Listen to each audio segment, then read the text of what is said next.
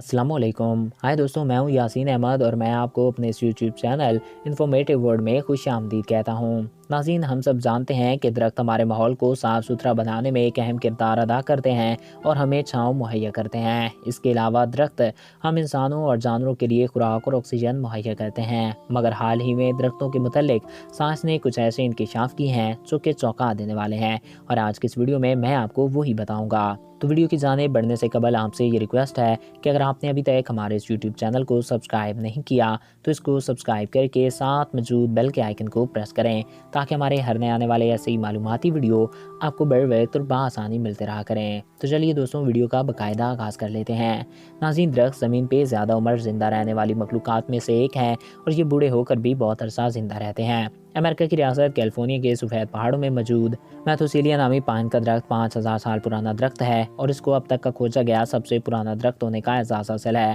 درختوں کی ایک قسم پائن کوئن میں نر اور مادہ درخت ہوتے ہیں۔ نر درخت پولن چھوڑتا ہے اور مادہ درخت سیڈ پیدا کرتی ہے، اور جب ہوا چلتی ہے تو نر کی چھوڑی ہوئی پولن مادہ درختوں میں سیڈ کے پولیمریشن پیدا کر دیتی ہے۔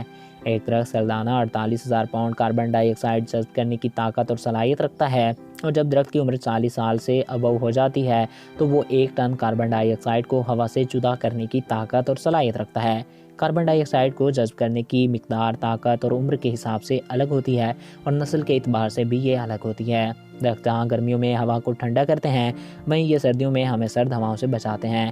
وہیں یہ بارش اور زیر زمین پانی کو بھی فلٹر کر کے اس کی کوالٹی کو مزید بہتر بناتے ہیں۔ زمین پہ درختوں کی لگ بھگ 60,000 اقسام موجود ہیں۔ سب سے زیادہ اقسام کے درخت برازیل، انڈونیشیا اور کولمبیا میں پائے جاتے ہیں۔ درختوں کی نسل پائن ٹری دنیا کے 6 براعظموں میں پائی جاتی ہے۔ یہ نسل صرف اور صرف انٹارکٹیکا میں دیکھنے کو نہیں ملتی۔ ناظرین، آپ کو جان کے حیرت ضرور ہوگی کہ کچھ درخت آپس میں ایک دوسرے کے ساتھ رابطے میں رہتے ہیں اور اپنا دفاع کرتے ہیں۔ سائنٹسٹ کا کہنا ہے کہ کیڑے مکوڑوں کے حملوں کی صورت میں درخت اپنے پتوں میں ایک خاص قسم کا کیمیکل چھوڑ دیتے ہیں اور اپنے ارد گرد موجود دوسرے درختوں کو بھی خطرے سے آگاہ کرتے ہیں تاکہ وہ اپنا دفاع کر سکیں۔ ناظرین، انسان کی طرح درختوں کے لیے بھی پانی زندگی ہے، اور درخت بھی بہت زیادہ پانی پیتے ہیں۔ اور حیاتیاتی ماہرین کا دعویٰ ہے کہ ایک بڑا درخت ایک روز میں 100 گیلن پانی پی لیتا ہے اور پھر اس سے بخارات اور آکسیجن کو فضا میں چھوڑ دیتا ہے۔ مگر آج ہم لگاتار درختوں کی کٹائی کیے جا رہے ہیں۔